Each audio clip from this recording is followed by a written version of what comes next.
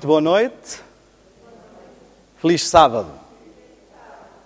Eu não sei se acontece com os outros também, mas quando chega este dia, é bom rever algumas caras. É bom saber que é sábado, que chegou o fim da semana. Vamos ter um dia maravilhoso e hoje creio que é um assunto bastante importante e também a palestra flui com uma outra alegria, uma outra tranquilidade. Eu queria começar esta noite por agradecer a Deus. Eu quero dizer-vos o seguinte: recebo e hoje também recebo diariamente. Ontem, por exemplo, estava a abrir a minha caixa de e-mails, estavam cerca de 1100 e qualquer coisa e-mails. As coisas às vezes oscilam, claro que já sabemos que há também ali algum spam. As coisas oscilam e eu tenho às vezes dificuldade em responder.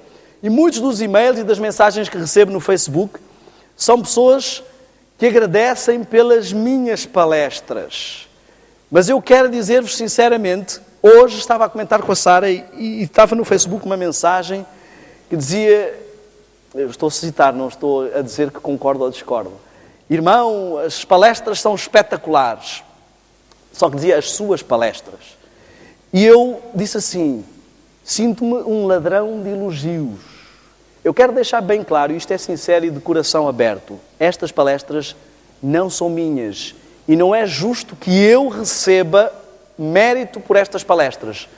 Olhem só se não é feio. Eu andava totalmente cego, como se diz, às apalpadelas. Deus teve a misericórdia de trazer até mim informação, e é essa informação que eu estou a partilhar convosco. Que mérito tenho de ouvir dizer obrigado pelas suas palestras, quando elas foram as palestras que me resgataram, digamos assim. Esta informação, eu quero dizer, a forma como vocês têm de agradecer é entregarem-se e submeterem-se a Deus e verem e serem também testemunhos vivos daquilo que Ele pode fazer na vida de cada um. Amigos, hoje vamos falar sobre alimentação e eu gostaria de fazer uma oração ao começar. Santo Deus, estamos na Tua presença e agradecemos-Te por tudo o que nos tens dado. Senhor, pedimos agora a Tua inspiração, a guia do Teu Santo Espírito para falar e para ouvir. Senhor, eu sei que muitas das vezes, como seres humanos, podemos cometer lapsos, podemos não saber encadear as coisas e sabemos que precisamos de ser liderados pelo Teu Espírito. Eu peço que me uses profundamente para passar a Tua mensagem ao Teu povo, em nome de Jesus. Amém.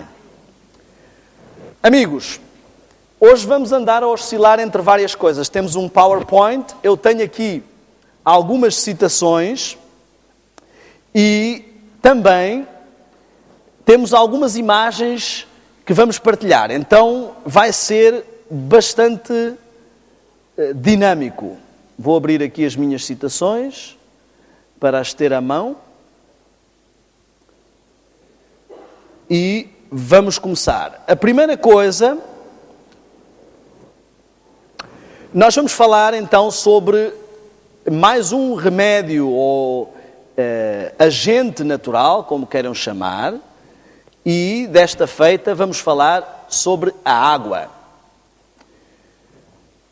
Este bem precioso, estamos talvez a desfrutar os últimos momentos da história no cenário em questão.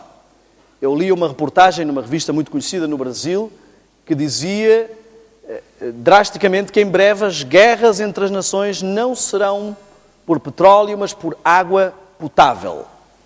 E estou tranquilo, ninguém vai chamá-los de alarmistas porque eles não são adventistas. Então, às vezes, quando a gente diz essas coisas, pensa, lá vêm estes alarmistas. Mas ali é uma revista científica. Mas mesmo nós, talvez não estejamos a dar o devido valor ao uso da água.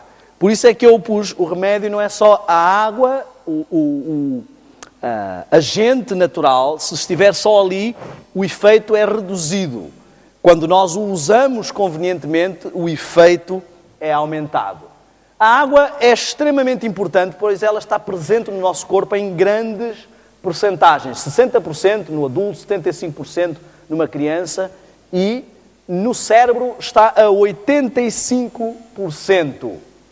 Bem, precisamos de água para várias coisas. Utilizamos água na respiração, parece que não, mas nos dias frios, quando vemos que há vapor, não é? Então, isso nos ajuda a entender. Na digestão, na saliva e nas lágrimas, acho que as pessoas não têm tanta dúvida assim de que há água. Para o controle da temperatura do corpo, para a elasticidade dos músculos e também podemos encontrar a água em muitas outros alimentos para além da água simples.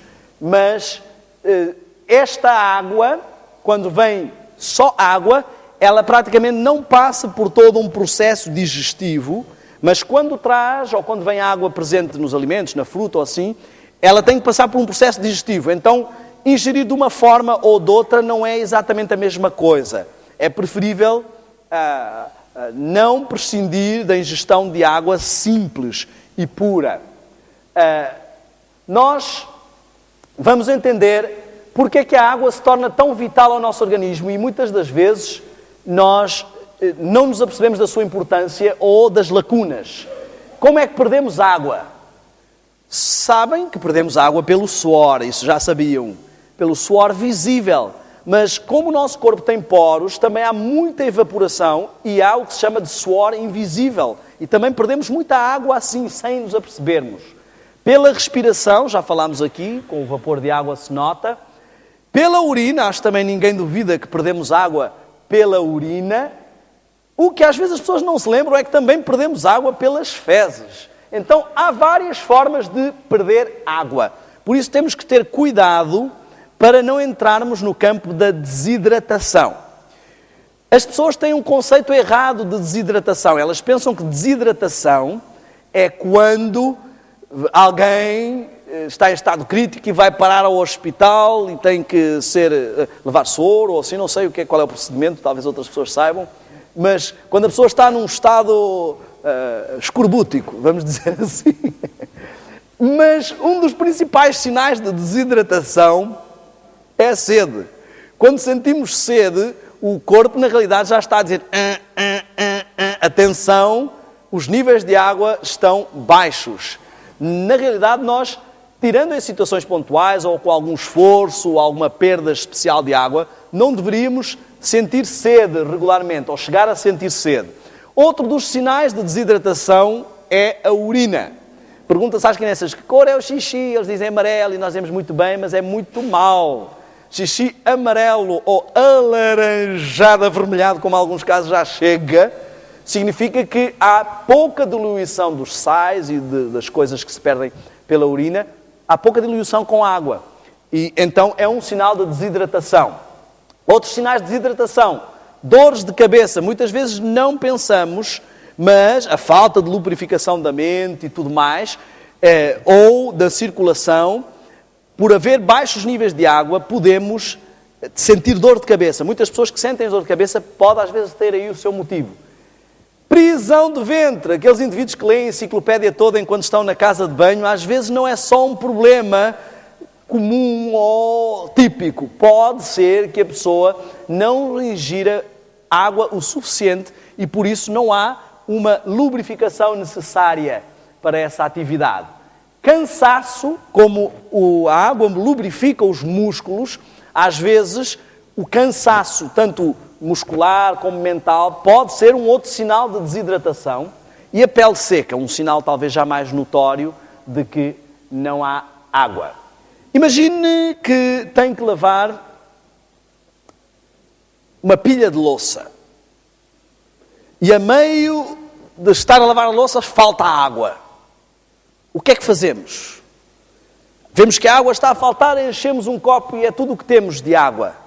O que é que vamos fazer? Bom, se formos um homem, dizemos à esposa, olha, não deu para lavar a louça porque faltou água, não é? Mas se for uma mulher ciosa, uma mulher virtuosa, como diz lá na Bíblia, o que é que essa mulher vai fazer? Vai tentar poupar a água ao máximo para chegar e lavar o máximo que conseguir. Pois é exatamente o que o nosso organismo faz. Ele faz uma triagem para analisar os níveis de água no corpo.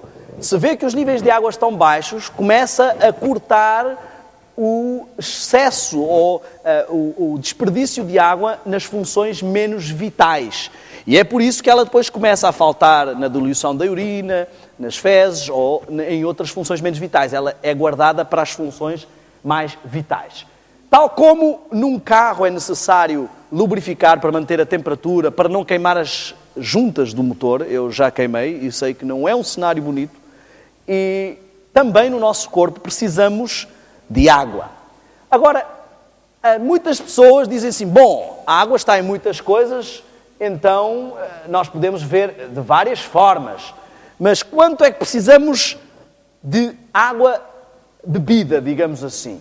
Com certeza que vamos estar a ingerir água em alimentos, mas o ideal é prevenir. Costuma-se dizer 5 copos para viver, 8 para ter saúde e 10 para rejuvenescer. Até fizeram uma poesiazinha, não é? 5 para viver, 8 para saúde ter, 10 para rejuvenescer. Não estamos a falar daqueles copinhos pequenininhos tipo Santa Ceia. Estamos a falar de copos médios, não é? Porque eu sei que isto no princípio pode ser duro. Parece que a coisa mais difícil é beber água sem ter sede. Eu me lembro quando comecei a exercitar a ingestão de água, que aquilo dava assim um arrepio, que a gente parece que não conseguia. Então vamos dar algumas dicas para isso. Canetas e papéis prontos, se quiserem, há muita coisa para tomar nota hoje. Primeira coisa, espalhar água pela casa toda, em recipientes, claro. Ponha uma garrafa na sala, uma garrafa no quarto, uma garrafa na cozinha, uma garrafa na casa de banho, uma garrafa na despensa. Garrafinhas bonitas, com aquele tomzinho azulado, que deem vontade de beber. Segunda coisa, em vez de usar o telemóvel só para SMS, pode pôr despertadores para lembrar a horas certas de beber água. O segredo de começar a beber água é fazer disso um hábito. Depois o corpo pede água mesmo sem chegar a ter sede extrema. E depois criar tipo uma rotina. Pode começar por beber um copo logo de manhã, depois outro copo entre as refeições, depois entre o pequeno almoço e o almoço, depois outro copo entre o almoço e o jantar, ou assim, e um copo também antes de ir deitar, ou um pouco antes, não é? Vão notar que no princípio vão criar uma certa familiaridade com a casa de banho. Vão começar a tratar a casa de banho por tu, não é? Porque o corpo não está habituado e o organismo pensa assim, bom, é melhor não confiar nisto, porque isto nunca houve muita água, agora, não é o que diz o ditado, quando a esmola é muita, até o pobre desconfia. O corpo começa a pensar, será que isto é mesmo para mudar? Mas depois ele vai entrar no ritmo. E o bom será ir aumentando, depois 2 copos, darei a mais ou menos entre 2 a 3 litros. Também não é bom beber água em excesso. Diz-se que uma pessoa de 1,70 m deve beber cerca de 2 litros, mais ou menos 2,5 litros. Depende da atividade que a pessoa tem. O corpo também consegue gerir. Desde que não se beba muito mais, porque depois isso faz também haver perda de sais minerais, não é? Então, a água deve ser o mais pura possível, temos de ter cuidado, não é? Nós já apanhámos alguns problemas, às vezes, em viagens missionárias, com águas um tanto ou quanto duvidosas, não é? É preciso ter um pouco de cuidado. E ela é algo que, se nós estivermos habituados a outros sabores, poderemos não sentir o verdadeiro prazer. Muitas pessoas se gabam de, quando tenho sede, que água.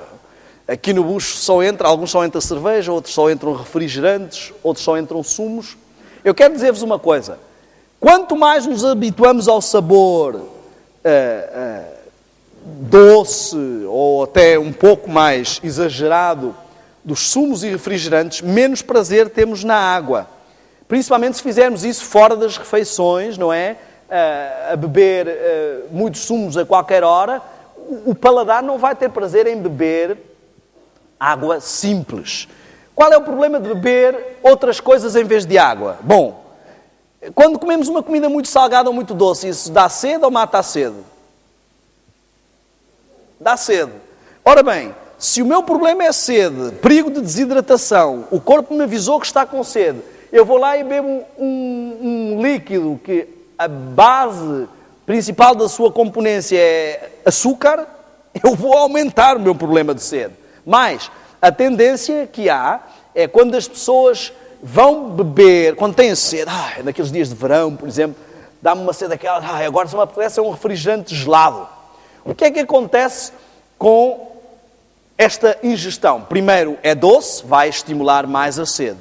Segundo, é gelada, vai fazer baixar a temperatura do corpo, o que vai dar a sensação de que estamos ainda com mais calor, porque vai parecer que a temperatura ambiente ainda está mais alta. Os tuaregs no deserto, e eu creio que eles percebem um pouco de calor, eles, quando está calor, eles bebem chá quente. Chá quente? Quem é que aguenta um chá quente? Na hora em que ingerimos essa bebida, custa um pouco mais até se habituar, não é? Mas o que ele faz é que a temperatura do corpo suba e assim parece que a temperatura ambiente está mais baixa. Experimentem isto. No verão, em vez de tomarem um duche frio, que é o que apetece, tomem um duche morno e vão ver, ou até um pouco quente, e vão ver que saem e têm menos calor. E no inverno, o inverso. O duche frio faz ter menos sensação de frio, não é? Além do mais, muitos refrigerantes, eles estimulam, algumas bebidas, eles estimulam a perda de líquidos. Olhem só, já temos 3 problemas. Aumentou a sede com 2 situações e ainda me faz perder mais líquidos, quando o meu problema já era perda de líquidos. Provocam acidez no estômago, por exemplo, as colas e muitos refrigerantes, elas queimam os cílios das paredes intestinais que absorvem os nutrientes. Eu conheço pessoas que consumiram colas durante toda uma vida e o caso chega a ser tão crítico que o médico tem que proibir, a determinado ponto da vida dessa pessoa, proibir a ingestão de colas, senão ela não vai mais conseguir absorver nutrientes, porque perde, tem vários problemas de acidez no estômago, há problemas também com a questão do ácido fosfórico e vai causar a descalcificação, o que leva à osteoporose, sem falar nas calorias em excesso. Eu queria dizer-vos que um refrigerante diet já tem bem mais açúcar e calorias. Eles medem muitas calorias, mas já tem bem mais açúcar do que precisavam para o dia inteiro. Agora imagine um não diet. Isto até nos Estados Unidos fazem uma brincadeira. Die at. Ou seja, morre ali, não é?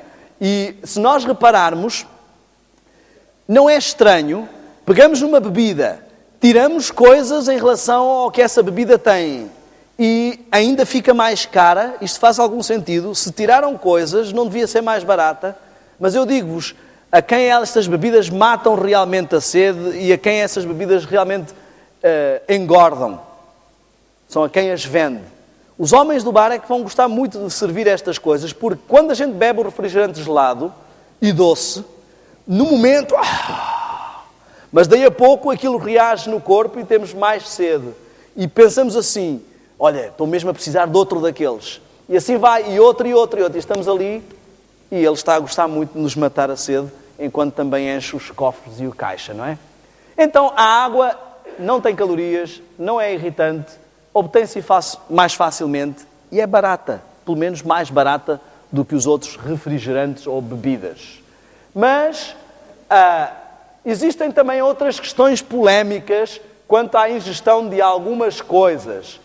Há algumas pessoas, e eu sei que pode parecer assim, mas porquê é que vem agora falar de vinho para adventistas? Isto talvez não seja tão descabido como muitos possam pensar.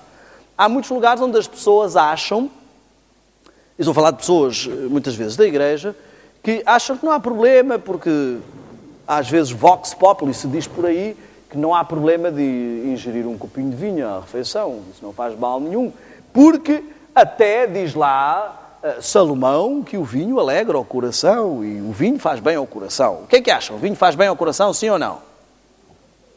Não? O que é que acham? Quem acha que sim? O vinho faz bem? Não, estou a falar de vinho. Vinho. Faz bem ou não faz? Faz bem. Faz bem, sim, senhor. O vinho faz bem ao coração.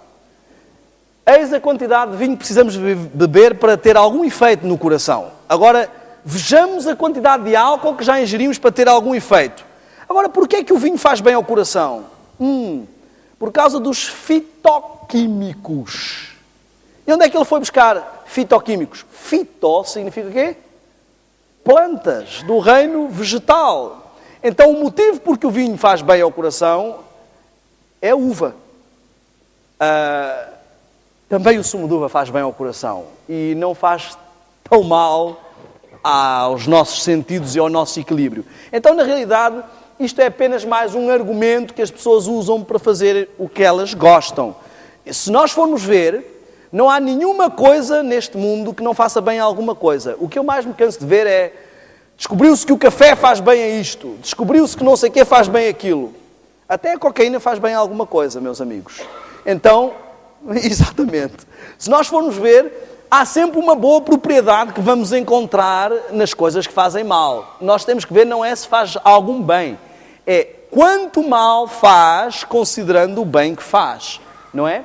Portanto, na realidade, temos que quebrar alguns desses tabus. Mas eu queria falar de outros fatores da água, muito importantes. Nós temos considerado a água apenas como algo para a ingestão ou para os banhos. Mas nós vemos que na Bíblia há várias histórias de cura alcançada através da água. Reparem só, temos o caso de Naamã. E Naamã, ele desdenhou da água. Ele olhou e disse assim, aqui, nesta água. É verdade, Deus nos deu a água não apenas para a ingestão. Como sabemos, a água também serve para tomar banho. Aqueles que não sabiam, deixo já este aviso. No Brasil há muita fama de que os europeus não gostam de tomar banho. Eu já disse que isso é mentira. Pelo menos uma vez por mês tomamos. E é um mito que tem que se quebrar, não é? Mas não adianta nada também tomar banho e não lavar a roupa. Devemos, com certeza, aproveitar e lavar e pô-la a secar para matar os germes. Portanto, a higiene, eu acho que ninguém aqui duvida, é um fator muito importante para ter saúde. Ela abre os poros, o banho abre os poros e ajuda a respiração cutânea e nos deixa muito melhor em termos de boa disposição. Há muitas pessoas que estão mal-humoradas porque não tomam banho e nós temos que exercitar este remédio. Mas o que muitas pessoas não se apercebem é que a água tem mais propriedades. Todos aprendemos na escola o seguinte: a água existe em estado sólido, líquido e gasoso. Mas o que nunca nos ensinam na escola é quão bem ela faz quando está em estado sólido, em estado líquido ou em estado gasoso. Por exemplo, em estado sólido, ela está a baixa temperatura, ela contrai os vasos sanguíneos. Ela ajuda a parar ou estancar feridas. Em estado líquido ou estado gasoso, por exemplo, quando entra em estado gasoso, começa a água a ficar quente, ela dilata os vasos sanguíneos, ela ajuda na circulação. Então, temos uma série de coisas que podemos utilizar. Por exemplo, um agente natural simples é um contraste, ou em banho de contrastes, ou mesmo um quente-frio, chamado um quente-frio. Tirando as pessoas que possam ter algum problema de tensão sério, mas o colocar os pés na água quente ou as mãos na água quente e depois na água fria e vice-versa, pode ajudar a estimular a circulação. Também pode ajudar a combater problemas de hematomas, problemas de várias coisas. Eu não vou entrar em aspectos muito técnicos. Ou mesmo um banho frio, quente, pode ajudar a dinamizar a circulação. Eu quero dar aqui um testemunho. Eu sofro de enxaquecas hereditárias. Quando eu trabalhava na casa publicadora, ao terminar o amiguinho, era toda aquela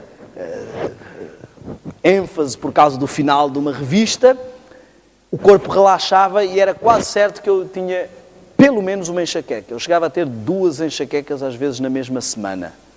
E as minhas enxaquecas não são assim aquelas dorzinhas de cabeça, ai, dá-me a cabeça, não estou muito bem e tal. Quando vem a enxaqueca é daquelas, como se costuma dizer, de caixão à cova, não é?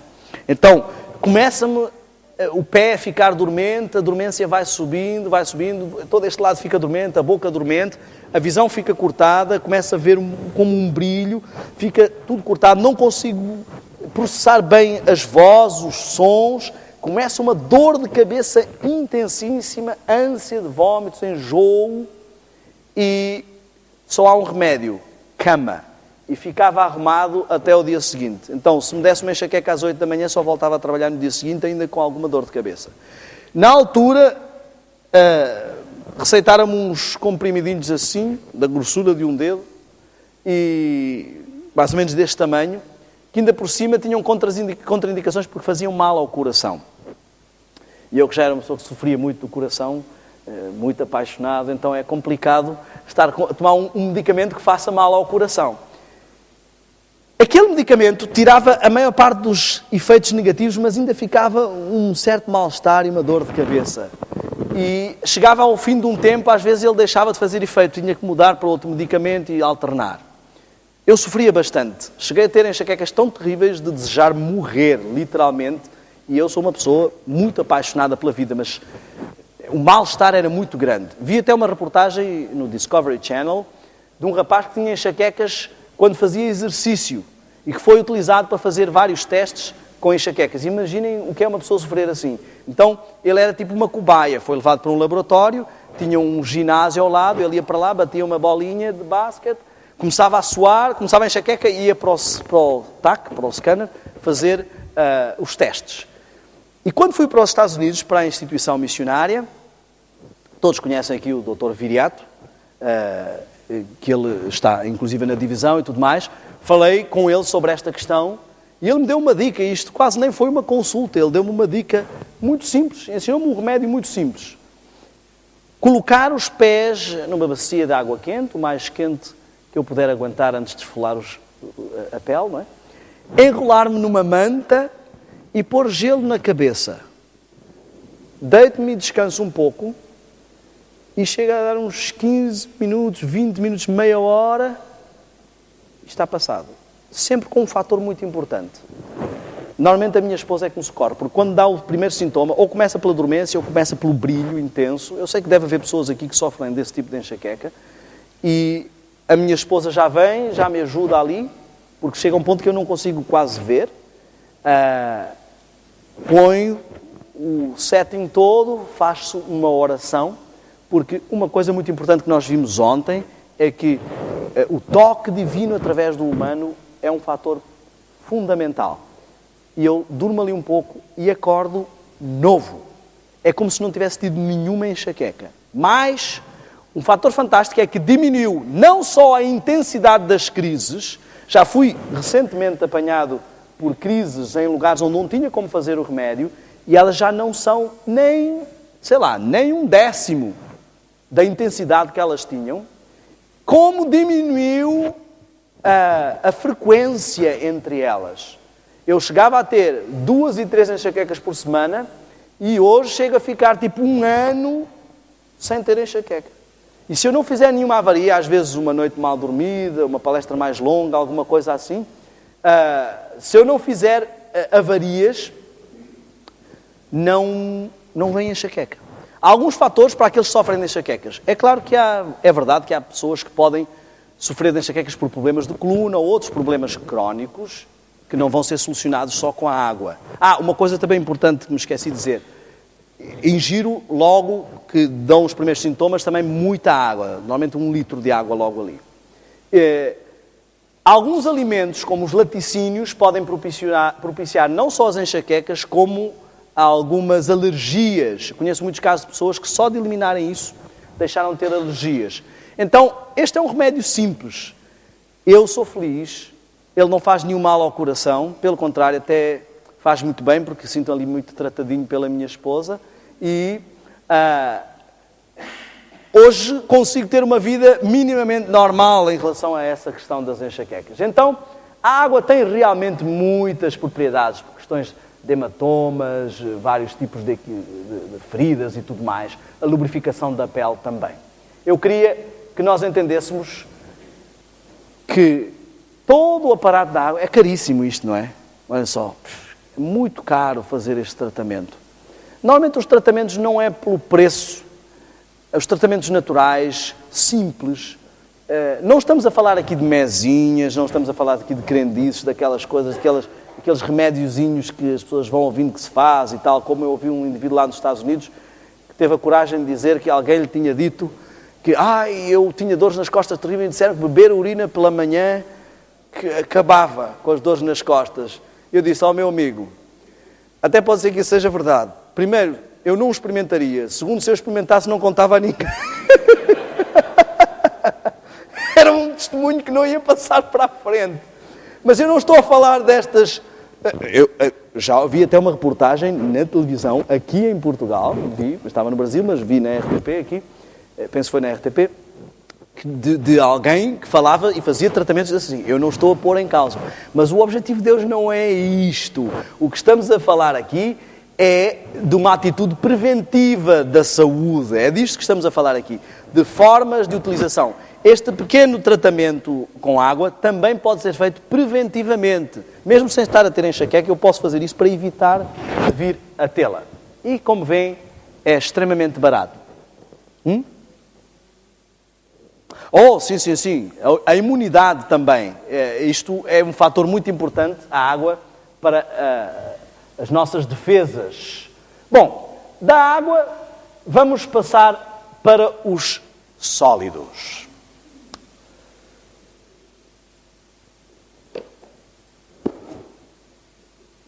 Muitas das vezes, quando começa uma palestra sobre alimentação, algumas pessoas já ficam preocupadas se vem este indivíduo falar se pode ou não se pode comer carne, se deve ou não se deve. Lá vem este pegar no meu churrasco. Eu não estou aqui para pegar no churrasco de ninguém. Quero dizer-vos que durante muito tempo fui McDonald's lacto-vegetariano e achava que eu era vegetariano normalmente, mas que também não era um extremista, desses que não come carne nunca. Então, de vez em quando, ia lá ao McDonald's e comia 2 Big Macs. Ou 3. O que eu nunca fui capaz de fazer, não sei se vocês são capazes, isto é, eu nunca fui capaz, é de orar pela comida. Ao chegar ao hambúrguer, eu olhava para aquilo, Senhor, abençoa isto, pim, e comia o mais depressa possível para a consciência não pesar. O fast food é um fenómeno interessante, mas nós estamos aqui a falar no contexto da guerra dos sentidos. E eu queria que vocês entendessem e escutassem esta palestra neste contexto. Nós vamos analisar algo muito interessante. Podes-me dar a minha Bíblia, por favor? Apesar de eu ter aqui os textos, eu gostaria de incentivá-los. Já temos ali um texto do Espírito de Profecia. Um estômago abarrotado quer dizer um cérebro pesado. Então, um dos problemas de muitos vegetarianos é que eles não comem nada de carnes, nem dessas coisas, mas do que comem, meu amigo. E isso não quer dizer que seja saudável, não é? Por exemplo, eu quando frequentava restaurantes vegetarianos, uma das coisas que me chocava é pessoas que eram vegetarianas e ao mesmo tempo fumavam e bebiam. Então, às vezes, nós temos pequenos contrassensos. Mas se nós repararmos, eu queria que entendêssemos quão sério é este aspecto. A Bíblia começa com um problema de entrada do pecado. E como entrou o pecado no mundo? Pelas mulheres? Pelo apetite. Se nós formos a Gênesis 3, vamos ver a queda do homem, estão envolvidos praticamente todos os sentidos, mas a ênfase principal está no apetite. Nós vemos que Eva viu a fruta, ela devia exalar um aroma fantástico, tocou na fruta e provou a fruta. O ponto de queda do homem estava no apetite. Depois é que começou, depois de ela ter sido tentada quanto ao apetite, é que o diabo começou a falar com ela, para convencê-la a comer a fruta. Mas ela foi tentada por todos os sentidos, com forte proeminência no apetite. O segundo problema que vemos ali Nós vamos voltar a falar sobre esta questão amanhã, quando virmos o antídoto de Deus para o pecado. O segundo problema é a presunção. O diabo começou a dizer-lhe coisas e ela achou-se que estava em capacidade de dialogar com o diabo e de pôr em questão aquilo que Deus disse. E o terceiro problema é a adoração. Esta é a sequência do pecado. Ela achou que tinha capacidade ou poder para estar ao nível de Deus, desejou estar ao nível de Deus e entrou num problema de idolatria. Se nós avançarmos um pouco mais para a frente, se formos ao livro de Daniel, nós vamos encontrar também, nos primeiros capítulos de Daniel, o mesmo padrão de tentação. Logo em Daniel 1, Daniel e os seus amigos são tentados com o quê? Com o quê? Os manjares do rei. Apetite. Em Daniel 2, o rei tem um sonho e vai ser interpretado esse sonho por Daniel. Os seus amigos são achados 10 vezes mais sábios que todos os outros. Isso podia levar Daniel à presunção. Ele e os seus amigos resistiram à primeira tentação, o apetite, mas agora vem a tentação da presunção. Daniel, não há ninguém tão sábio como vocês, não há ninguém que consiga adivinhar sonhos como tu. Tu és fantástico. E Daniel diz, eu não vou cair nessa tentação da presunção. Não sou eu que sou fantástico, há um Deus no céu. E no capítulo 3 vemos uma estátua de ouro e vem a terceira tentação, a adoração. O caminho para a queda do homem começa, na maior parte dos casos, pela boca. Pela boca morre o peixe e pela boca o homem cai em pecado. Vejam que é um caminho direto até à adoração. Primeiro, nós sentimos-nos tentados, depois somos presunçosos a ponto de questionar ou racionalizar a nossa tentação e depois caímos num problema de adoração. Se avançarmos um pouco mais para a frente e formos ao livro de Mateus, nós vamos ver em Mateus 4, quando o inimigo vem tentar a Cristo, qual é o padrão que ele segue? Primeira tentação, qual é? Apetite. Segunda tentação, presunção. Olha, tu és o Filho de Deus, podes atirar-te daqui do pináculo do templo que não te acontece nada. Os anjos estão à tua disposição. Terceira tentação, adoração. Olha, para que é que vais morrer aí na cruz? Basta uma ajoelhadinha aqui, só para reconhecer que eu tenho talento, que eu também sou uma pessoa de valor, e não precisas de passar por isso tudo. Estão a ver a sequência? Diz o Espírito de Profecia que aqueles que resistirem à tentação do apetite estarão com maior força para resistir às outras tentações do que aqueles que caírem na tentação do apetite, que estarão mais expostos às outras tentações. Vemos então este padrão de várias formas. Eu tenho alguns textos aqui, eu quase que sinto pena de ler às vezes, porque as pessoas pensam que eu sou inimigo delas, mas há alguns textos que foram escritos para o nosso bem. E eu queria que nós entendêssemos alguns fatores. Há sempre a tendência de dizer, não, ela não é descreveu isso para o tempo dela.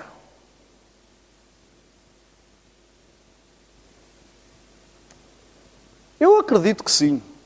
Muitas das coisas ela não descreveu para o tempo dela. Se ela escrevesse para o nosso tempo, teria que escrever 3 vezes pior, porque a situação está 3 vezes mais caótica. Então peguem no que ela escreveu para o tempo dela e multipliquem por 3. E apliquem. Eu queria que entendêssemos algo muito sério. Sem profecia, o povo se corrompe. Perece, diz a King James. Então temos um problema. Se o último profeta que Deus nos deixou foi 10 dos idos do século passado, e desde aí nos deixou sem nenhum outro profeta, das duas uma, ou é culpa dele que estamos corrompidos, ou é culpa nossa que não percebemos que o último que ele deixou ainda é o que está em vigor. E eu queria dizer-vos o seguinte, Deus sempre teve este sonho de ter um povo que exala e respira saúde. E só isso seria um testemunho extremamente forte. Como dizia Agostinho, prega a palavra insistentemente e, se for preciso, fala. não sou apologista, é verdade que há pessoas extremistas que ficam a bater nos outros, querem que toda a gente seja vegetariano. Eu também quero que toda a gente seja vegetariano, mas não fico a bater em ninguém. Sabem porquê? Existe uma diferença entre as pessoas que são vegetarianas e felizes e as pessoas que são vegetarianas e infelizes. Algumas pessoas vivem tão tristes. Eu agora, Deus não me deixa mais comer estas coisas. Queria comer aquilo e não posso. Queria comer aquilo outro e não posso. E depois começam a olhar à volta. Bem, mas aquele ali não é vegetariano. Não, senhor, então sou eu é que sofro. Se eu sou vegetariano, tem toda a gente que ser. Quem não for vegetariano não pode ter cargos. Porque olha aqui, eu a sofrer, a ter que ser vegetariano. Há muitas pessoas que não são felizes por ser vegetarianas. Eu queria mostrar-vos algumas fotografias. Primeiro queria mostrar-vos uma pequena estatística. Vamos mostrar um quadro que nos mostra acerca da importância de uma alimentação livre da carne. E porquê é que os adventistas são considerados um dos povos com maior longevidade à face da terra? Olhem aqui. Antes da carne entrar no mundo, nós vemos a longevidade. Isto não são os tamanhos deles, isto é como se fosse um gráfico, eles são pessoas, não é? Estão a ver? Até onde foi o vegetarianismo, não foi introduzida a carne, a média é tudo lá pelos 900. Estão a ver? Este aqui é o coitadinho, só viveu 895, coitado. Morreu jovem. Olhem só. Já repararam? Leiam lá. Quando Deus deu a permissão, Ele diz isso e logo a seguir dá a permissão de comer carne. E olhem logo a seguir o que acontece. 100. Viveu um pouco mais de 100, mas foi 600 anos. E começa a baixar. 438 em Arfaxade. E ali vai. 433, 239, 205. Abraão, 175. E nos dias hoje, 70 anos. Olha o ridículo do tempo que nós vivemos em relação às pessoas. Deus é um Deus misericordioso. Ele quis as pessoas do início do mundo. Deus é um Deus misericordioso. Ele desejou encurtar o tempo que nós vamos passar neste tubo de ensaio. Mas Ele sempre avisou o seu povo. No início Ele disse assim, olha, eu estou a dar autorização para comerem carne. Atenção que já comiam carne antes de Deus dar autorização. Ele agora só estava a dar autorização. E as pessoas começaram a comer. Mas Ele avisou o seu povo, olha, mesmo abrindo esta exceção, não consumam esta. E deu uma distinção. E as pessoas já querem ir mais além. Bom, agora que já é para comer carne, qual é esta? Eu vou comer é tudo. O homem acha que tudo o que se mexe, ele inventa uma forma de cozinhar ou de ingerir, não é? Há lugares onde vemos que as pessoas comem coisas, eu já vi reportagens, por exemplo, países asiáticos, não é? Que comem, bem, é melhor não dizer, senão algumas pessoas depois podem passar mal aqui. Mas o que eu quero que entendamos é que, para muitas pessoas a regra é, mexe-se, serve para comer. E nós temos que entender que Deus vai dando sempre ao seu povo dicas. Mas Ele nos mostra que há uma degradação, mas que a natureza também vai entrar em decadência e que chega a alturas em que nem mesmo algumas coisas podem ser ingeridas. E é isto que nós vamos ver. Mas antes eu queria mostrar-vos o quanto sofre um vegetariano. Temos aqui uns pãezinhos, mas isto não é só... Então, isto não são só os vegetarianos, não é? Temos aqui uns pãezinhos caseiros, nada como pãozinho caseiro. Agora, estão preparados para ver o sofrimento dos vegetarianos, coitados? Olhem aqui. Bom, aqui ainda é um prato normal, pode avançar. Pizza vegetariana. Sem queijo.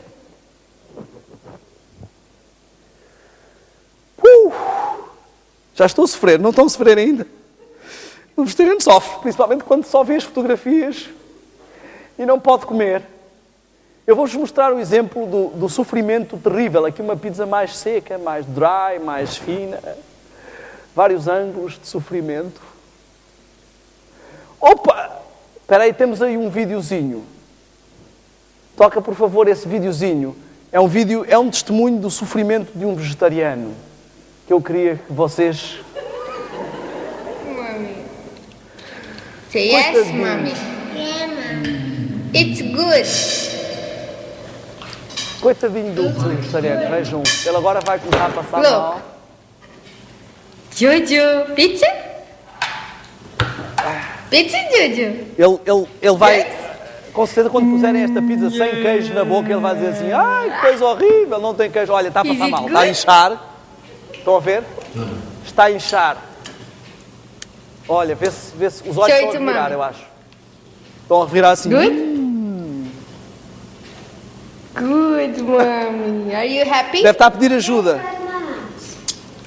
Olha Look só. at Jojo's Ai, coisa food. horrível. Não... pizza sem queijo. Os vegetarianos, coitadinhos, como sofrem. Pizza. Ai, Nova já Pizza chega, já Hut. chega. Não vamos sofrer mais. Pizza Vamos para Hut. os doces. Sem queijo. Vamos mostrar alguns doces. Senhoras e senhores, coitados dos vegetarianos, porque Ellen White disse que não se devia mostrar leite com ovos e com açúcar, que era um grande crime. Aqui está. Sem ovos, sem leite, sem chocolate, sem açúcar refinado, sem fermento químico, saudável e gostoso. Podes passar para o outro. Não há racismo no vegetarianismo. Preto, branco, tudo. Como eu disse, estão a ver? Com pintas, sem pintas. Meus amigos. Pode avançar com frutas, sem frutas. Afinal, quer dizer, pensei que os vegetarianos eram todos uns infelizes, que não tinham nada para comer, coitados. Os principais petiscos. Olha só para isto.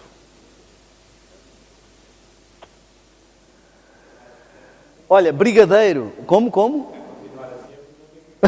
Não tem que acabar mais cedo. Olha, até brigadeiros. Isto aqui há brigas entre vegetarianos também. Enfim, olha, nós tínhamos no Brasil um taxista que nos levava no início para vários lugares e que nos acompanhou com o projeto missionário por muito tempo, que a gente não conhecia lado nenhum. Eu tinha medo até de sair para qualquer lado, não conhecia nada. E continuamos aqui com algumas coisas, não é? E uma vez, ele sabia que nós éramos vegetarianos e que éramos adventistas, ele era católico. Uma vez convidámo-lo para um almoço. E chegámos lá e estávamos a comer e ele viu que ele estava a comentar umas coisas e ele estava a comentar lá com os amigos e tal. E chegou-se lá com o rapaz e disse, mas o Daniel não é vegetariano? E o rapaz disse, é vegetariano, mas está aqui a traçar na feijoada, olha para aquilo. E chegou ao pé de Daniel, grande vegetariano, aqui, pimba na feijoada. O que foi, Fábio? Ele chama-se Fábio. E, Fábio, qual é o problema? Não, você não é vegetariano, está aí a comer essa feijoada. Não sei. Eu disse, mas a feijoada é vegetariana. Foi, Fábio, tive que o levar à cozinha, que ele não acreditava. Eu nunca tive nenhum adventista que desse tanto testemunho como aquele indivíduo. Cada vez que apanhávamos alguém e que essa pessoa, vamos almoçar, eu sou vegetariano. Mas não é como vocês pensam. Ele é vegetariano. Meu amigo, ele é vegetariano, mas vocês não imaginam as coisas que este homem come. Ele não ficou impressionadíssimo. Tivemos que testemunhar que aquilo era salsicha vegetariana, que era uma série de coisas. Nos Estados Unidos há uma série de coisas para vegetarianos que nunca abandonam o prazer das panelas de carne do Egito. Há até no Natal um peru vegetariano, que tem formato de peru, sabor de peru, cheiro de peru, mas não é peru, é vegetal. Há bacon vegetariano, eu comi em casa do Décio, ele mostrou um bacon vegetariano. Eu nunca comi porco, mas aquilo sabe mesmo a porco. Aquele cheiro do porco, dizem que é igualzinho. Só que temos de ter cuidado porque o objetivo é uma alimentação saudável. Se nós não desabituarmos o nosso paladar de determinadas coisas, nunca vamos libertar-nos delas. A minha irmã, por exemplo, abandonou determinadas coisas e ao fim do tempo Deus lhe deu a graça que ela sente nojo de comer determinadas coisas. Os meus filhos, eles estão aqui, não me deixam mentir sozinho. Os meus filhos, quando estamos em casa do meu sogro e ele começa a fazer lá umas sardinhadas ou umas churrascadas, eles literalmente tapam o nariz porque sentem-se enjoados. Aquilo que a gente diz assim, cheira a sardinha. Cheira a sardinha. É literalmente isto. Tudo é uma questão de hábito. Já pararam para pensar assim? Porquê é que na Índia comem determinadas coisas e dizem que é uma delícia e a gente prova aquilo e diz, Porquê é que na China comem determinadas coisas e é uma delícia e nós comemos, E quando eles vêm e comem os nossos pratos, dizem, como é que vocês conseguem comer isso? Porque nós crescemos e habituámos as nossas papilas gustativas a determinados sabores. As papilas gustativas renovam-se a cada 30 dias. Significa que se nós formos reeducando as papilas com ciclos de 30 dias, elas vão deixar determinados hábitos e vão se habituar a novos sabores. Bom, eu queria que nós... Podemos voltar ao PowerPoint? Temos só mais um testemunhozinho aqui do sofrimento dos vegetarianos. Só mais um videozinho. Vegetariano... Eu bati tanto no chocolate que eu acho que tinha que vos trazer este testemunho. Não é? O rapaz, isto não é chocolate, é alfarroba. Vejam como ele, coitado, não gosta. Está comendo alfarroba? Ai.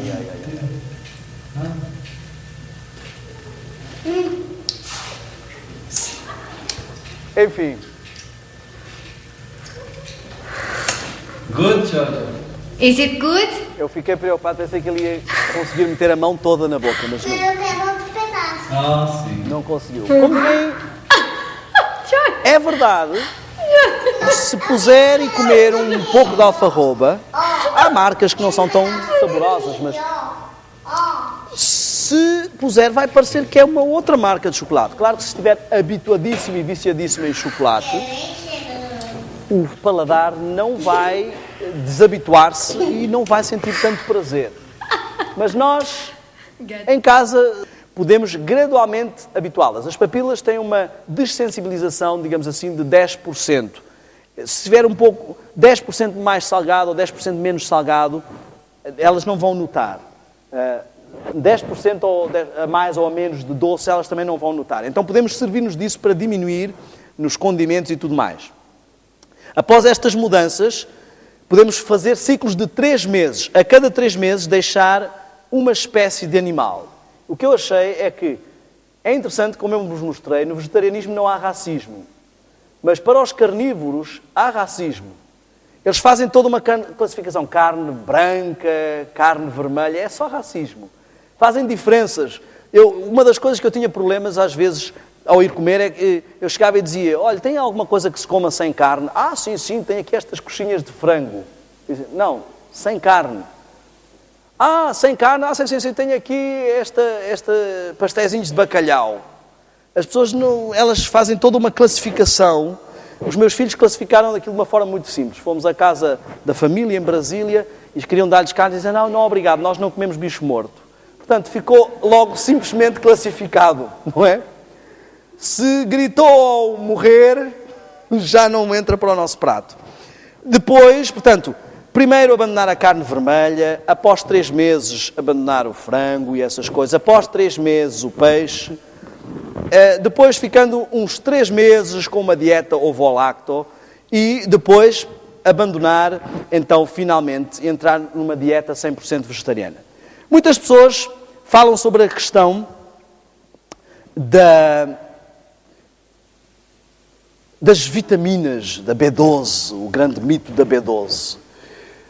Vai encontrar muita informação, mesmo na internet, a dizer que realmente sem a B12 vamos passar mal. E como vimos ali no quadro, os que não tinham B12 tinham muitos problemas. Podemos dizer assim, não, mas naquele tempo era tudo mais saudável e tudo mais. Mas se pararmos para pensar, qualquer caixa de cereais, qualquer caixa de leite de soja vem enriquecida com mais B12 do que precisamos para o resto do ano. A quantidade de B12 que realmente precisamos é mínima. E nós temos uma experiência muito interessante nos Estados Unidos, no Brasil, que nós morávamos por trás do hospital, e que era Hospital Faculdade. E passaram umas pessoas a dizerem, olha, como temos muitos estudantes, se viessem, nós gostaríamos de ter pacientes. São gratuitas as consultas para termos pacientes para os estudantes treinarem. Então lá foi a Sara com os meninos. Chegaram lá, havia lá o professor da universidade, não é? O médico todo catedrático e os pacientes, os alunos. E a Sara chegou com os meninos e primeiro ele achou um pouco estranho estarem a falar noutra língua e começou depois a meter conversa, depois viu os exames dele, ficou fascinado. Isto, sim senhora, chamou a atenção de toda a gente.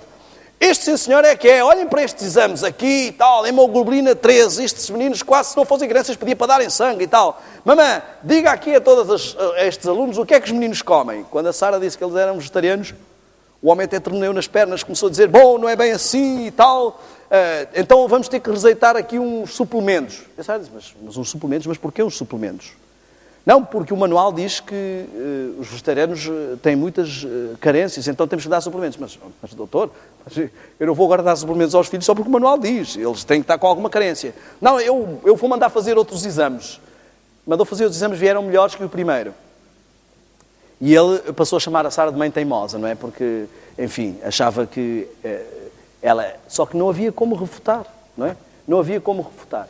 E nós vemos vários exemplos de pessoas. Nós temos um caso de um outro senhor nos Estados Unidos. Ele é um dos professores ali do curso missionário e uma vez foi detido no aeroporto. E ninguém dizia porquê. Levaram-no para uma sala, o senhor está detido e tal, mas o que é que se passa? Tenho que me informar e tal. Não, vamos averiguar. E andavam para a frente e para trás. E até que ele chamou alguém e disse, mas tem que me dizer o que é que se passa. Estou aqui detido e o senhor está com documentos falsos. Eu com documentos falsos? Que disparate. Não, o senhor está com documentos falsos. E nós vamos descobrir isto. Não, mas como? Como documentos falsos? Não, olha aqui. O seu passaporte diz 75 anos e quem olha para si vê-se logo que não tem mais de 40. Então nós não vamos deixá-lo sair daqui. E andaram para a frente e para trás e para a frente e para trás. Impressão digital tal. E depois voltaram todos confusos. Os polícias todos ali à volta. A gente não está a perceber nada disto. Porque bate tudo certo. É a sua impressão digital e tal. Mas isto foi um trabalho muito bem feito. Eu estou-vos a dizer, sou eu e tal. Sentem-se aí. Deu-lhes uma palestra de saúde ali no aeroporto. Isto é, se estivermos perto dele, ele parece ter 40. Se estivermos longe, não lhe damos mais do que 30.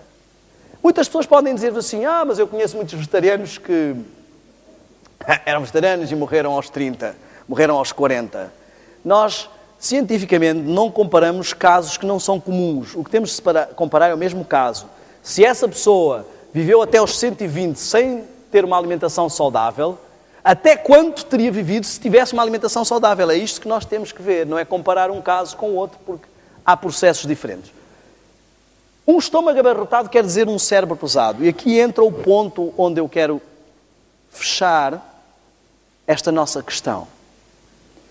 Temos estado a falar sobre a artimanha de Satanás e vocês vão entender porque é importante vigiarmos a nossa alimentação.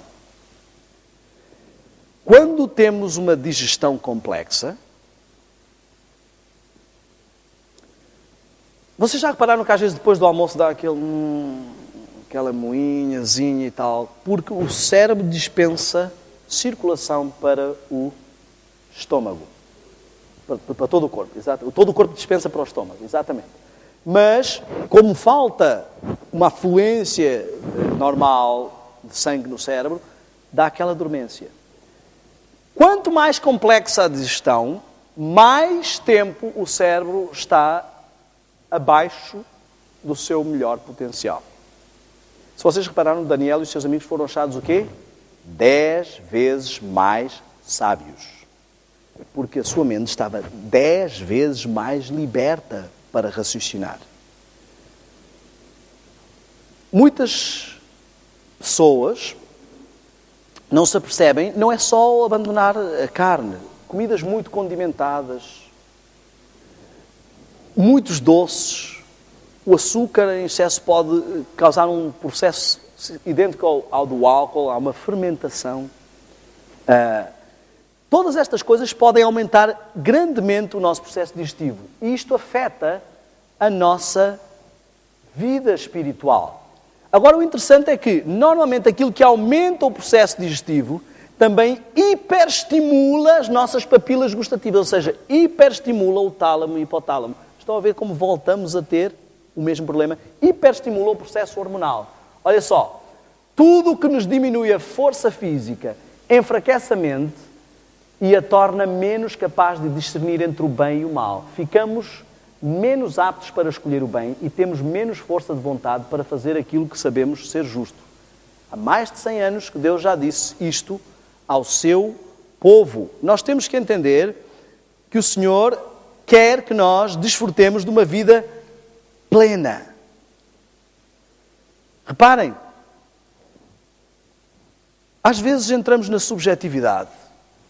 Coisas que Ellen White escreveu para o tempo dela. Por exemplo, eu tenho aqui alguns textos que ela escreveu para o tempo dela. Em geral, usa-se demasiado açúcar no alimento, são a causa ativa de má digestão. Deve-se evitar o uso abundante de leite e açúcar juntos. Isto deve ser o leite do tempo dela. Coitado, aquelas vacas todas saudáveis, provavelmente aquilo fazia mal. Olha outro texto que ela escreveu para o tempo dela. Todos estes textos estão lá, estão à nossa disposição. Queijo nunca deve ser introduzido no estômago. Será o estômago do tempo dela? O estômago no tempo dela era totalmente diferente. Ou é o queijo do tempo dela? Quanto mais avançamos, pior estão as coisas, menos segurança há. Há aquele caso daquela irmã que era muito extremista com o vegetarianismo, e um dia o pastor virou-se e disse: olha, a irmã bate aí em toda a gente com essa questão do vegetarianismo, mas fique sabendo que Jesus comeu carne e até comeu peixe já depois de ressuscitado. E ela foi? Sim. Mas não devia. Amigos, temos que entender uma coisa. Jesus comeu carne, Jesus comeu peixe e Jesus está no céu. Moisés provavelmente também comeu carne, celebrou a Páscoa e também está no céu. Muitas pessoas comeram carne e estão no céu. Mas a verdade tem fases. Quem comeu carne antes da permissão de Deus estava em desobediência. E não vai estar provavelmente no céu. Estava junto com os rebeldes que morreram no dilúvio. Estão a ver? E Deus está a avisar o seu povo de que está a chegar o momento em que é complicado a ingestão de determinados alimentos. Complicado por causa da maldade, diz o Espírito Profecia, estar a aumentar das experiências que se fazem. Se repararem, no tempo de Jesus não havia vacas loucas, peixes com mercúrio, frango com gripe aviária, não é? Então, nós estamos numa série de fases que são mais complicadas. Já sei o que muitos vão dizer. Mas hoje também os vegetais estão todos contaminados, não é? Meu amigo, você prefere ser envenenado uma vez ou duas vezes? Porque o boi come o vegetal que está contaminado e depois leva também todos os hormônios e todos os antibióticos, fica duas vezes contaminado. Então, mesmo assim, ainda é menos prejudicial ser vegetariano. Você vai ser contaminado só uma vez. Além do mais, os alimentos vegetais podem ser colocados numa bacia junto com carvão e o carvão puxa as propriedades tóxicas desse alimento. Não dá para fazer isso com o boi. Eu costumo apresentar nas palestras, mas não vou apresentar aqui porque é um vídeo muito chocante. Um vídeo feito com câmaras escondidas em vários matadouros, em vários processos. Mas se quiserem podem ver. PETA é uma associação que não tem nada a ver com religião, de defesa dos animais. Vocês vão ver alguns vídeos que mostram a indústria. Existe um vídeo no Brasil que até assassinaram a senhora que fez o vídeo. Tão poderosos são os lobbies destas indústrias. Sim, esse também é bom. Que se chama A Carne é Fraca. Existe outro vídeo, podem ver, assistir no YouTube, Terráqueos. Um vídeo muito completo. Enfim, parece que só nós é que estamos tímidos com esta questão. O mundo não está tímido. Mas eu queria que avançássemos rapidamente sobre as questões da dieta, da alimentação. Aqui, aquilo que já falámos, do quanto pode aumentar um tempo digestivo só por complicarmos aquilo que vamos comer. Hábitos errados. Eu preciso falar sobre isto. A primeira coisa, quando Deus criou a fruta, o açúcar que vem na fruta vem acompanhado de alguns componentes que aniquilam os malefícios que poderiam ter. Quando isolamos esses nutrientes, eles não vêm com a sua contra-aniquilação, digamos assim. Mas uma das coisas que eu queria falar, acerca do que eu queria falar, é um hábito terrível que nós temos. Muitas pessoas dizem que não têm fome de manhã, que elas acordam e... eu de manhã não tenho fome nenhuma. O pequeno almoço deveria ser a refeição... Já ouviram aquele ditado, não é? Pequeno almoço de rei, almoço de pobre... Não, como é que é? Príncipe, obrigado. E jantar de pobre. A maior parte de nós, este é o nosso cenário de manhã. Mas Se vocês virem o que comem à noite, é óbvio que não vai ter fome de manhã. Quem já foi estudante e morou em república sabe como é que é. Se há aquele indivíduo que sempre se deita tarde, fica a ouvir música porque só consegue estudar com música. Quem é que consegue dormir? O chefe da república vai lá e diz ao meu amigo, tens que desligar tudo. E é a mesma coisa que se passa com o nosso corpo. Enchemos ali a barriga antes de ir para a cama. E depois está o estômago ali e quer o resto do corpo descansar e o cérebro diz, meu amigo, guarda isso para amanhã. Depois, no outro dia de manhã, não se pode nem dizer bom dia à esposa, que ela tem logo que virar-se para o lado. Acho que é por isso que algumas pessoas dizem, a minha boca é um túmulo. Não sei se é essa a questão.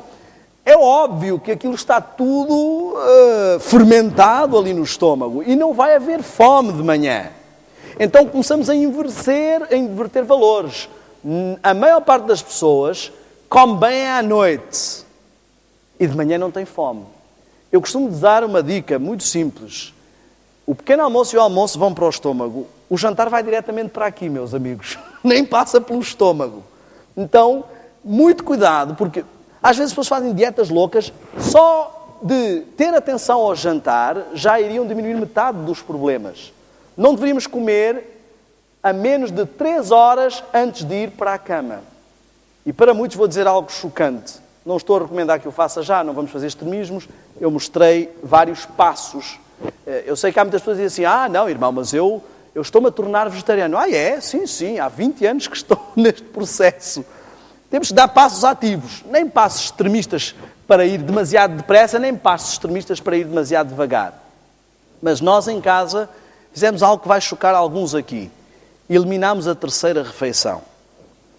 E o que eu lhe posso dizer é o seguinte, a primeira coisa que eu lhe posso dizer é, a primeira coisa que vai notar quando abandonar a carne e alguns hábitos alimentares é que afinal você não tem prisão de ventre. Os seus intestinos vão funcionar como um relógio, certo? Segundo passo que vai notar é que de repente você vai começar a entender coisas que não entendia. Isto é notório. Os seus processos mentais vão dinamizar-se. Eu digo-lhe, eu lia textos e profecias e não entendia nada daquilo. E o meu processo de assimilação dinamizou-se grandemente. E quando abandonámos a última refeição, nós notamos em nós e nas crianças uma dinâmica muito grande. Eu sei que algumas pessoas ficam chocadas das crianças não comerem a última refeição. Nós, durante muito tempo, não fizemos isso, mas depois encontramos algum embasamento médico e científico e também no espírito de profecia sobre esta questão. E eu digo-lhes, eu saí para fazer umas pregações e quando voltei a minha esposa disse, aqui em casa agora não há 3ª refeição. Nós sofremos em casa com essa decisão em ordem inversamente proporcional à idade. Ou seja, o mais velho foi o que sofreu mais, o mais novo nem se lembrou, nunca se preocupou com isso. Não é um extremismo. E não estou a dizer pessoas que têm atividades intensas que devam fazer isso. Mas algumas pessoas comem um jantar de rei quando a única coisa que vão fazer é ir para a cama. E depois admiram-se terem sonhos e visões, meus amigos. Não há outra hipótese. Não há processamento. Um dos motivos, volto a dizer como eu disse, o facto de deitarmos tarde, como portugueses, é um dos problemas que nos faz não dinamizar como povo, mas também o facto de comermos muito à noite é uma das coisas que nos aniquila, envelhece bastante, dá cabo, desgasta o estômago e os intestinos e os nossos processamentos mentais ficam bastante afetados. Comer entre as refeições. Alguém aqui tem máquina de lavar? Pelo menos 2 pessoas têm. Esta igreja pouco abastada. Reparem só. A máquina de lavar tem vários programas. Tem um programa curto, não é? Se eu vou lavar só umas meias, ponho no programa curto. Ponho lá as meias, ponho no programa curto e ela faz o quê? Já está, porque eram só umas meias. É isso que ela faz? Ou faz todo o programa curto? Faz todo o programa curto. Não é? Não vai pensar assim, são só umas meias. Mesmo que sejam só umas meias, faz pelo menos um programa mais simples. O seu estômago funciona mais ou menos da mesma forma. Coloca uma bolachinha na boca. O cérebro diz, atenção, lá vai comida! E começa o estômago. Ácido. Vamos aí, que vem a digestão. E cai aquela bolachinha assim. desaparece em 2 segundos e fica só o ácido das paredes do estômago. Muitas pessoas com chicletes, com pastilha elástica, não é? Exatamente o mesmo problema. Eu nem vos vou dizer, eu abandonei a pastilha elástica e depois senti uma grande força para deixá-la totalmente quando me contaram o processo como é fabricada a pastilha elástica. Mas também não vou dizer, porque não quero criar inimigos aqui. Digo?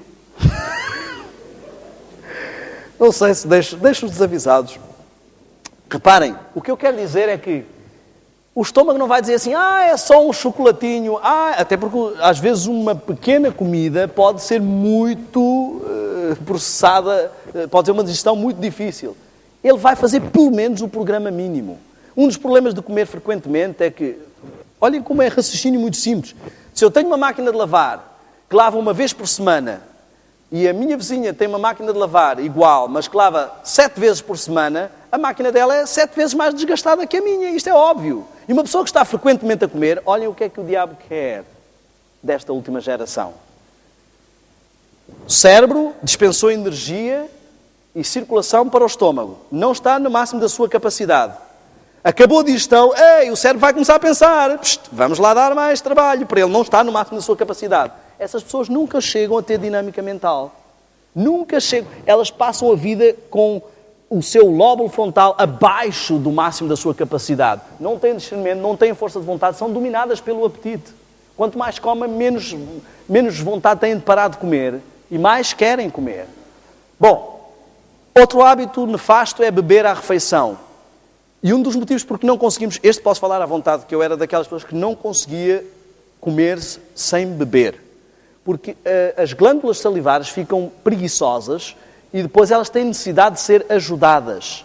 Então, é um hábito que nós devemos ter cuidado. Antes de 30 minutos, pelo menos, deveria ser a nossa última ingestão de água e esperar pelo menos 2 horas, que é o período mínimo de segurança para a digestão passar as suas fases.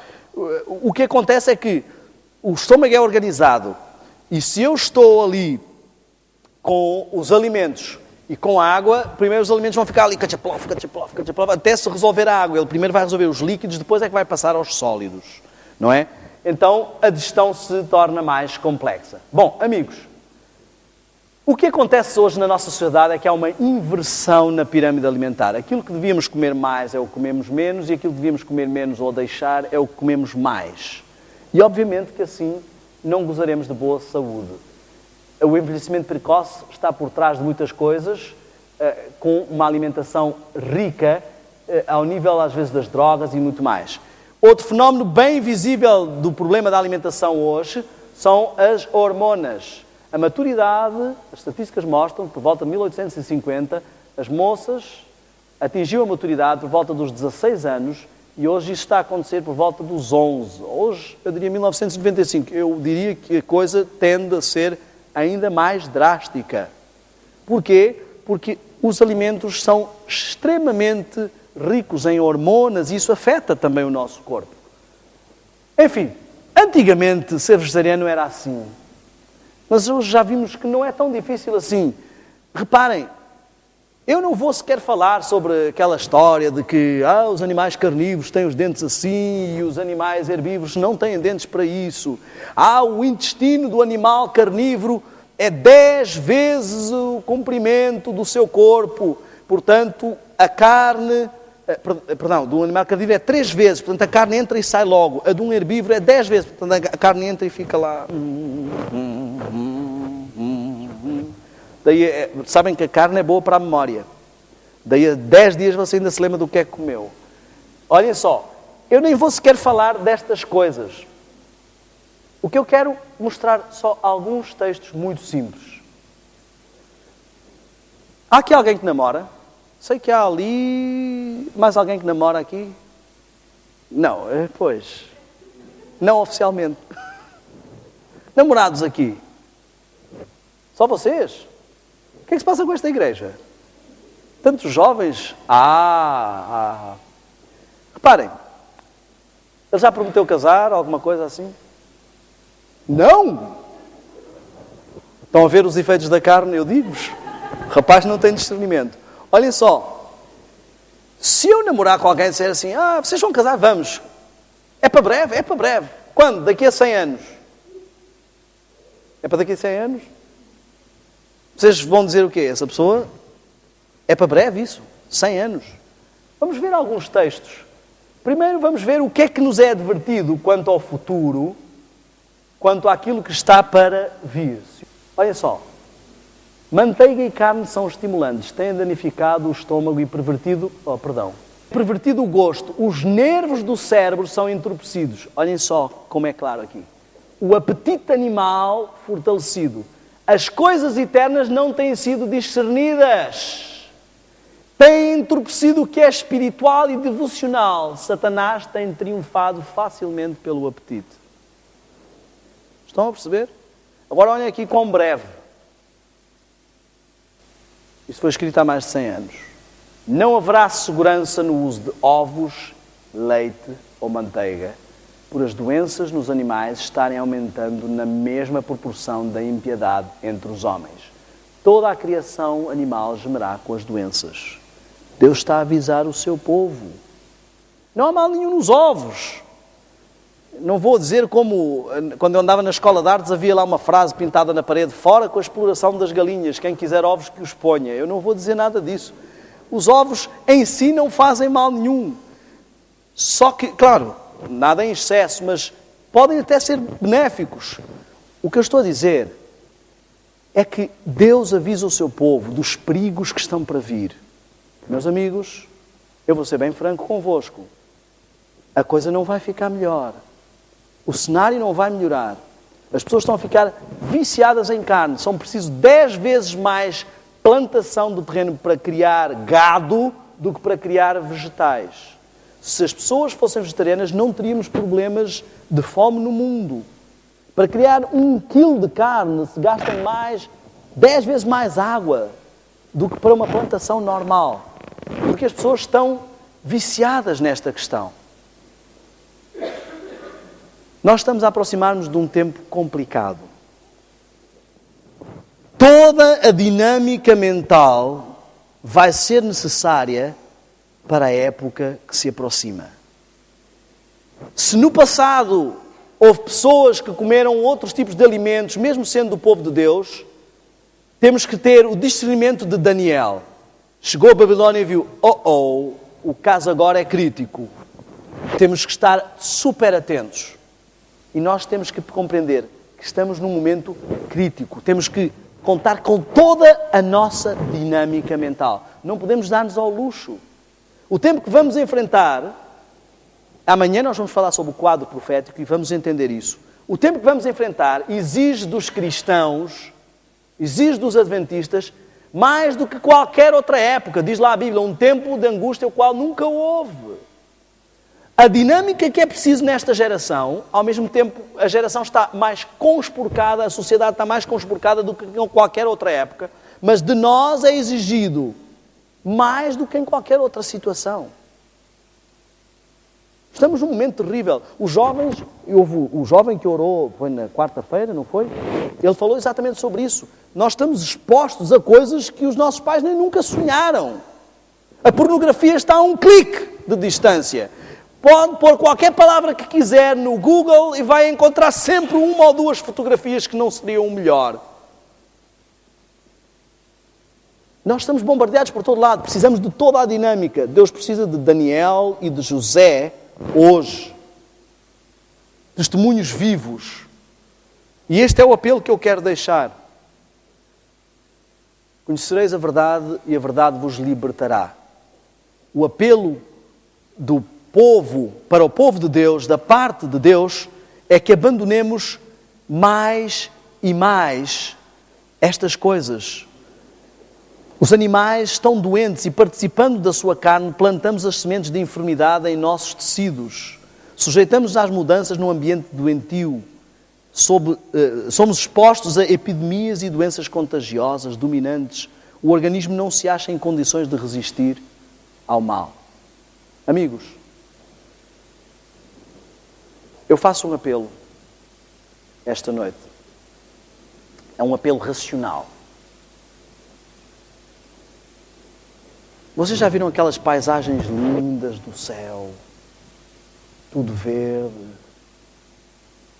O cordeirinho a brincar com o leão e lá ao fundo o anjo do churrasco a rodar frango. Não encaixa. Pois não? Não há anjo do churrasco.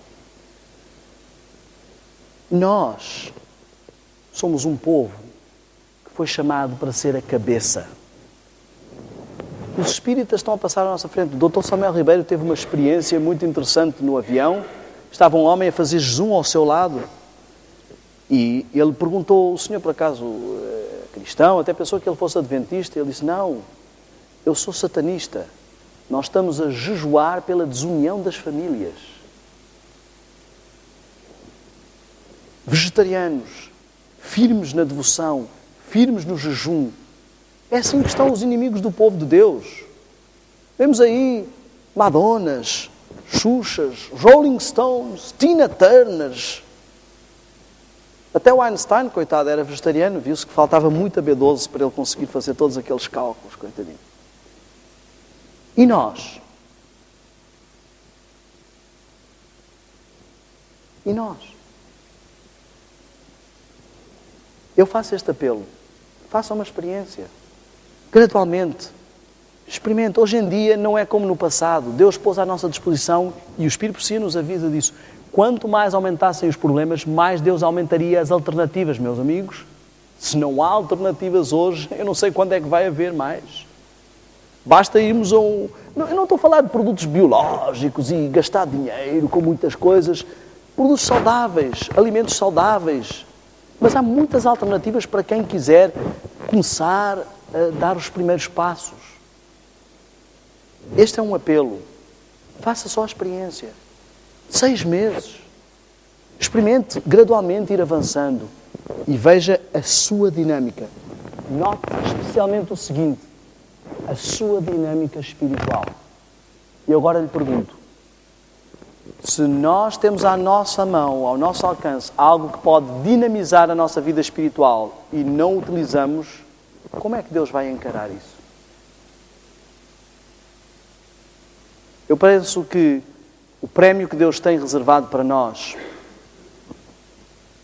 é muito grande, muito grandioso, custou um preço muito caro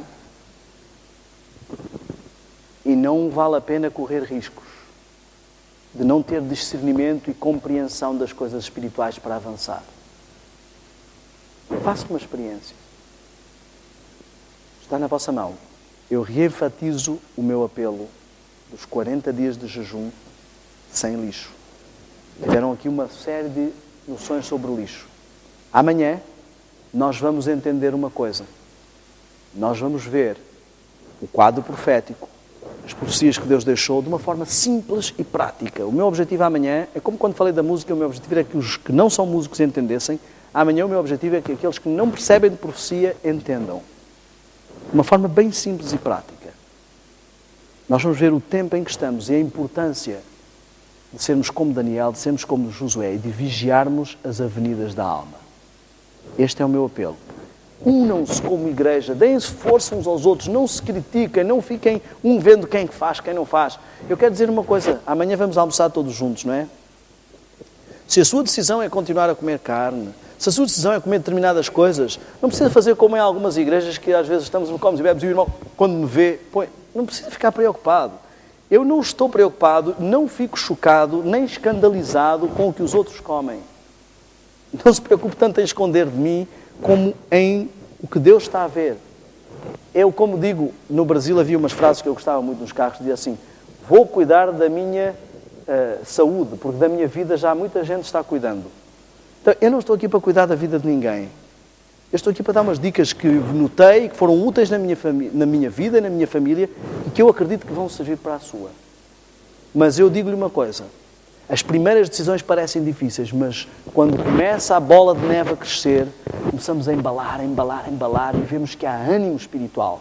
Então, não se amedronte com as primeiras decisões. Seja firme e acredite no poder e na fé de Deus. Eu queria orar esta noite, vamos fazer esta oração e vamos sair e desfrutar o sábado e faço o apelo para que nos vossos aposentos, esta noite, privem com Deus.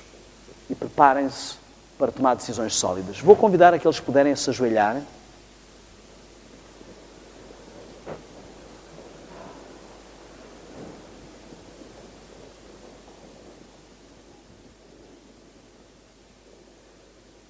Pai Santo que habitas nos céus, tenho esta noite um pedido muito especial. Venha à tua presença, Senhor, no nome de Jesus, para te agradecer, porque tu és um Deus de amor e misericordioso que não deixas o teu povo às cegas. Tu nos tens dado luz, Senhor, e nos tens mostrado como podemos ser a cabeça e não a cauda. Eu quero fazer um pedido ousado, Senhor, nesta noite, nesta igreja, neste templo que foi edificado para a tua adoração. Eu quero pedir que aqui o teu Santo Espírito tenha a possibilidade de operar pela decisão, livre escolha de cada um destes membros. Que ele possa operar uma revolução tal nesta igreja, que esta igreja se una, Senhor. Estamos com um apelo mundial, com uma missão, um alvo global de reavivamento e reforma, Senhor. Pode ser esta uma oportunidade que Deus nos está a dar. É, sem dúvida, um apelo da parte de Deus.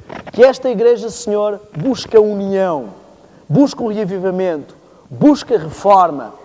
Uns com os outros se entreapoiem e que sejam um exemplo vivo do quanto Deus pode fazer pelo seu povo quando o seu povo permite.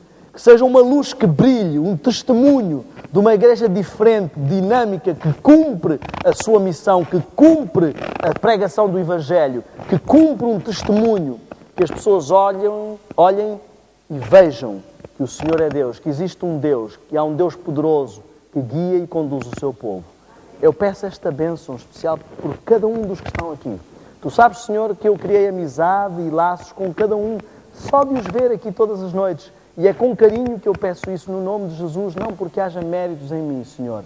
Opera fortemente, que o teu Santo Espírito não dê descanso a estes corações, a estas consciências. Que o teu Santo Espírito esteja a instar, que os teus santos anjos continuem a instar fortemente. Que eles se sintam animados, que sintam fé e vontade de tomar decisões e que possam começar a ver a operação do teu poder, pouco e pouco aumentar até serem plenos reflexos do nosso Mestre, de Jesus. Esta bênção especial eu peço por esta igreja, Senhor, por esta igreja de Aveiro, pelas pessoas que vieram aqui, que possa ser o início ou a continuidade de um processo fortíssimo que termine com o derramamento do teu Espírito neste templo. Em nome de Jesus eu te peço estas bênçãos. Amém.